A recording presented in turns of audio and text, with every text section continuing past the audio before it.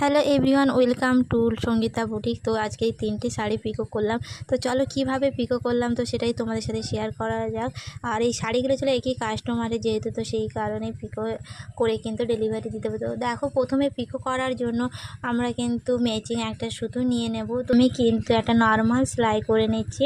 তো তোমরা চাইলে এইভাবেই করতে পারো, আর আমি কিন্তু এইভাবেই করি। তো দেখো, নর্মাল সেলাই করার পরে এই যে সুতোটা যে লম্বা করে রেখেছি, তো এই সুতোটা চাপের ভিতর দিয়ে কিন্তু ঢুকিয়ে দিলাম। তো তারপরে দেখো শাড়ির মাথাটা সরু করে দুভাঁজ করে কিন্তু রোল করে ঢুকিয়ে দিলাম ওই চাপের মধ্যে। তো দেখো, আমি এক প্রান্ত থেকে সুতো ধরে টান দিচ্ছি, আর অপর প্রান্তে কিন্তু শাড়িটা ফোল্ড করে ধরে আছি।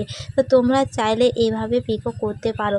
এইভাবে করলে সে মানে শাড়ির আঁচল মাথাটা যে মোড়ার একটা ব্যাপার থাকে, তো সেটা কিন্তু ইজিলি করা যায়। তো দেখো, এই যে পিকো করার পর কতটা ফিনিশিং হয়েছে, তো তোমরা অবশ্যই দেখে নাও।